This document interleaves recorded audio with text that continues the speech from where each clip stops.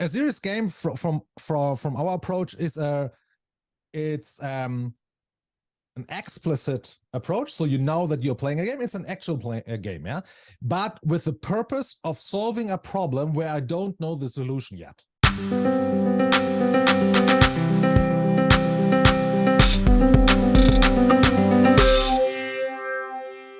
Hello and welcome back to this next expert interview that we're having today. Today I have my colleague and friend Roman Rackwitz on board, and if you know about gamification, then you know about Roman, because he is one of the famous experts in the world when it comes to gamification, and is, has a lot of experience for more than 10 years on the topic. Hi, Roman. So honored to have you on board. That's amazing. Thanks. Thanks for having me. And what a great introduction. I'm really honored. Thanks. No, well deserved. Roman is really a world famous expert on the topic, and we want to make use of this because today we want to speak about the different definitions of gamification. When I was speaking to the other experts in the other videos, sometimes we were hesitant of identifying what is gamification, what is serious games, what is the difference to normal entertainment games. And I want to make use of the expertise of Roman today and ask him directly, beginning with the question of what is gamification? Let me just say one thing Yeah. before that. Of course, everything I say here is very subjective. It's just our opinion, our point of view, and probably most people see it differently, whatever. Okay? Yes. Cool. And so the definition of game, how we are using it, is that we think it's an interaction design that tries to keep us to do something with joy. Okay, and I think what's important here is it's about trying to keep us doing something, keep us so that we keep doing something. Okay, it's not just to let us get to do something once, but it's we want to and with joy we want to do something over a longer period of time. That's important for us. Okay, exactly. And I think this is also the different. No, I think that's perfect. Yeah. Let okay. Yeah. Okay. So this is what do you think of this definition of gamification is the use of game elements and dynamics in non-game contexts? Is this something that you use, or? Yeah. To be honest, most often for the introduction. Yeah, or most customers have already heard about that kind of definition, so we are getting started with that. But I have two problems with it. And it's not about the definition, but it's about what people think about it. So the first is that it's talking about game elements. So everyone thinks about elements as something that you can see, or even it's something tangible or something. Okay, this is the pixel I can see on the screen. So a progress bar is a game element. From my point of view, I'm much more of so I'm coming from the behavior psychology point of view. So I'm much more interested in, okay, what's creating the experience in particular games. Okay. And this is much more about the mechanics around it. So like it's the combination about, okay, what's your starting point, what's the goal, and what are the rules, and what kind of experience are they creating together? So just adding some kind of progress bar that is an element, for example, no question about that, doesn't change anything. It perhaps it helps a little bit improving feedback or whatever, but that's not enough. And the other thing is the non-game context. So for most people, they interpret non-game context as, okay, if we are using a game, let's say in the context of controlling, okay, that's non-game context. No one would think about a game or when you're doing controlling about playing a game. The point is, I think it differently. I think that as soon as you would use a game in the controlling context, the employee, the controller, would play a game, right? So perhaps by playing the game, he can solve his controlling solution, whatever the game is, but he knows he's playing a game. And so from my psychology context, it's in the game context. It's not in the non-game context anymore, because his brain knows, okay, I'm playing a game, so I'm in the game context. And this is why I don't like that kind of definition. Okay. Let's continue with serious games. What is a serious game? A serious game from our approach is it's an explicit approach. So you know that you're playing a game. It's an actual game, yeah? But with the purpose of solving a problem where I don't know the solution yet.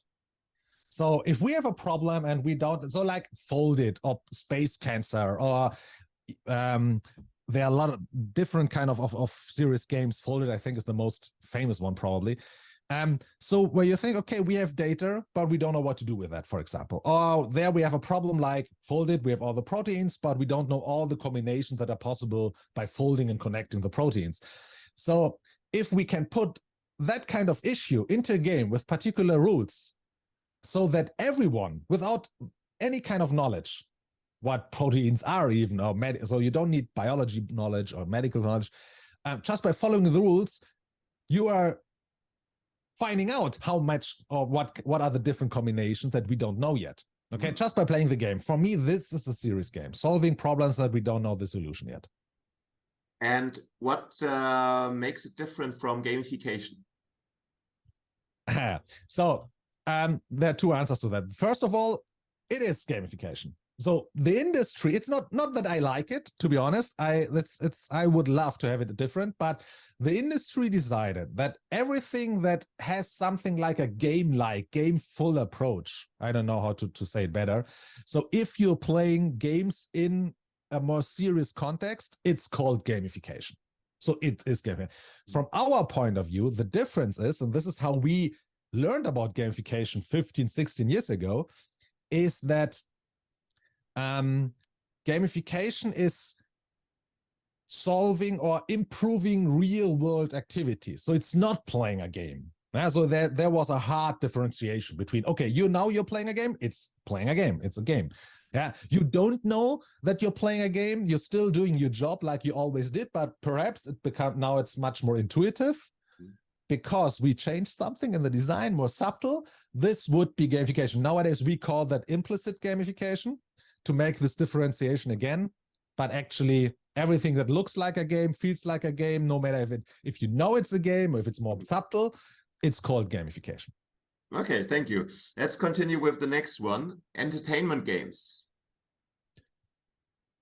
Okay, so entertainment games as a term is the classic game, I would say. The classic entertainment industry is using games just to entertain you. Of course, that's not just right, okay? It's about entertaining you and perhaps putting out your wallet and pay or whatever it is.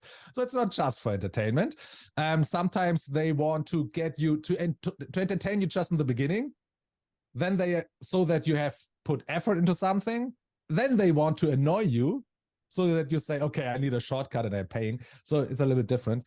Yeah, but this is, let's say, even if some of the games could have some kind of, let's say, higher purpose, like, let's say, as an example, the education version of Assassin's Creed, for example. But the initial purpose was just, I want you to enjoy playing the game and nothing else. Next one would be game-based learning. Oh, game-based learning, for me, it's pretty simple. It's if I want you to learn something, and perhaps a good approach to do that is I create a story within a real game. So you're playing a game, no matter what kind of game. It could be a board game, online game, casual game, whatever. But I create a story that you find worth following. And in order to be able to follow, you have to learn something that I want you to learn. Okay, so for example, if I want you to learn, and this is a real example from a casual game, if I want you to learn all the elements of the periodic table of chemistry, I would, for example, and this is a real case, not from us, but I really love it, I would create, or I could have created, a journey where you are fighting with your dragon missions, and in order to empower your dragon, to power him up, to make your dragon much more powerful, you have to take these elements of the chemistry, periodic table of chemistry, mix them together so that you have different elixirs, so that your dragon can upgrade. But what I think it's important for us is that it's not about that we tell you, hey, you need to learn this. It's much more that we provide you with a learning experience with the stuff that we want you to learn in order to progress within a probably much more exciting journey. And what are the overlapping points of game-based learning and serious games? Um, okay, so in general, the industry, there's no big differentiation. Okay, most learning games are also called serious games. We make this differentiation between, so in a serious game, you don't know the outcome.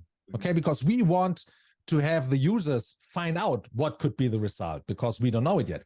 In a game-based learning environment, we already know the output. We want you to know this particular stuff, okay? And so we know how the end could look like.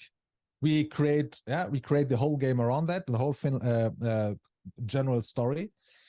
But but it's more about how can we let you conquer the journey to a already given outcome, and you have to learn in order to be able to do that. In a serious game, we don't know what could be the end result. Okay, interesting. Next one, nudging.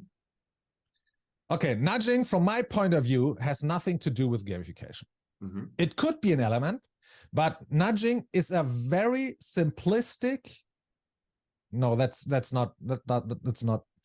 It's a very powerful. Not to make not to say something wrong here, but from personal is the point that nudging is focused on the outcome. I want you to do something. Perhaps I can nudge you with a particular. There are a lot of famous examples to that. In gamification, of course, I want to achieve something, but let's say this way: if I can design a nudge, and so I'm getting the result that I want to have, and you say, oh, I did it. Oh, that was easy. Did I like the experience? No, not really, but it was easy. That's a nudge, okay? If I would have been hired as a gamification designer to achieve the result, and I get the result, and you still say, oh, to be honest, if I could avoid it, I would, but it was just easy to do it, then I have failed as a gamification designer, because as a gamification designer, I'm focused on the experience itself. The outcome is secondary. Sometimes companies don't care about that. They say, hey, we need this outcome. If you can achieve that, even if they don't like it, the employees, for example, the customers, we are still fine.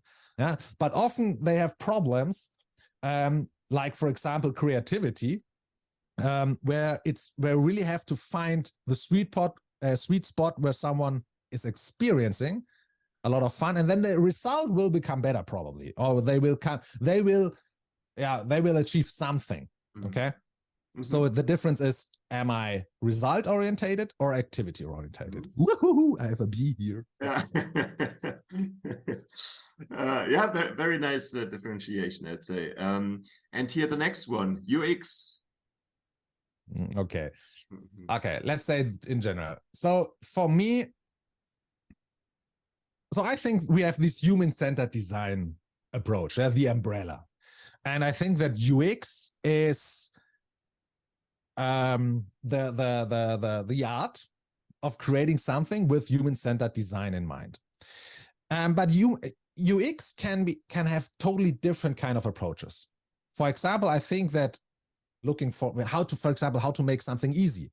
So the classic usability approach is already part, or is a tool that UX designers can use. And I would think about usability, for example, if I say, hey, I want to make something very easy for someone to finish. Okay, so perhaps a one-click experience or whatever. How to think about that. But on the other side, if I want to make something more exciting, a one-click approach would be the wrong thing. No one is excited about, oh, I want to do the one-click again. Yeah, then games would be the worst medium that we can have, that we could think about even. So I think that UX is much more like it's easier for me to say this way, that gamification is a tool set, like nudging, for example, also like usability, with different kind of focus and approaches in mind. And UX is the overall picture. I think that gamification is a niche within UX design. Yeah, I think these are already great definitions by Roman. Thank you so much for this. Another, or perhaps the last question for today's video will be, what do you think will be the future of gamification? Okay, of course, there's a I think perhaps I have a realistic view and then like my wish Yes, and please go idealist. for both. Yes. So I think at the end, the realistic view probably is that gamification will mix up with usability, UX, nudging, so everything that falls under the umbrella of, let's say, behavior psychology, or everything where it's about behavior change. And then if someone thinks, oh, we just changed behavior and it looks funny, or it doesn't, yeah, perhaps hopefully also it feels funny, then it's immediately gamification. So this is I think that's the realistic approach. And probably, and especially in the German-speaking countries, I could imagine that, let's say in 10, 15 years, everyone is using gamification knowledge without calling it gamification anymore. Because we really have, from our experience, gamification, the term itself, already make it often difficult within companies to promote it, to communicate it. Okay, because then people, if you go to your chef and say, to your boss and say, hey, we want to change behavior. Yeah, we really need to do that. Okay, here we have some approach. It's called gamification. Then immediately I think about, okay, a dude sitting on the couch playing a game. No, we can't do gamification. My people have to work. We are serious guys. Whatever. So it's already framing. And most often not in a very, let's say, good way, unfortunately. Yeah.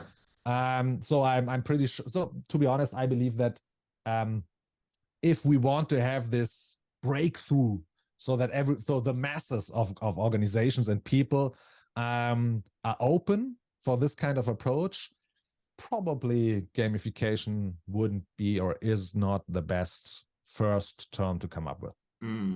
Yeah, I feel the same. I think like the term gamification is now understood better and better by more people, I would say. In the past, also from my experience, what I recognized, nonetheless, it is still, a box, that people think about and are not really sure if it fits to their profile, to their company's profile, for instance. But I think as well, that gamification, as you already mentioned, as part of UX, perhaps this entire experience design, this will be perhaps the next big term that will subsumize basically UX design, usability, gamification, all these different approaches. But let's see. Definitely. Yeah, I think gamification has only a chance to survive or be successful if humanity, that's a big word, or let's say industries, organizations are realizing and accepting that it's not about the rational stuff that convinces us to do something. Fun is not about, I'm doing something so that I get something. It's more the irrational approach that we want to be challenged, that we want to go a journey, that we want to realize that, or we want to experience that we failed, so that we can find out, now I would do this differently. It worked out. And this is where we get this kind of excitement. But as long as we think more rationally about it, where we think about, okay, everyone wants to have it fast and easy and just being rewarded for something, as long as this is the common ground or the mindset, I see no future for gamification. Heavy last words, some more optimistic ones? I think that there's no other way as to realize that. We have so many problems and challenges, and every business is going much more from a, let's say, production-orientated business into a service-orientated and problem-solving orientated part. And I think that over time, there is no other way to improve cognitive success, or how to say that, cognitive results, or creativity or problem solving stuff, as to create context and situations where we have this kind of, where our brain can totally, it's easier for our brain to reach the flow. And so it's not they don't have to find that out on an idealist, because they believe in that, but companies will come to that conclusion, and this is what I think of, because they have no other way to do so. Critical thinking, perhaps, also improving the critical thinking skills through gamification. Yeah, and we love that. We humans are built for that kind of context, and companies will realize that. Wonderful. These are wonderful last words. And thank you so much for being here with me today, Roman. Thank you. It was really great speaking to you and getting, very precise answers to a lot of big words that are out there, and for clarifying those for us. Thanks.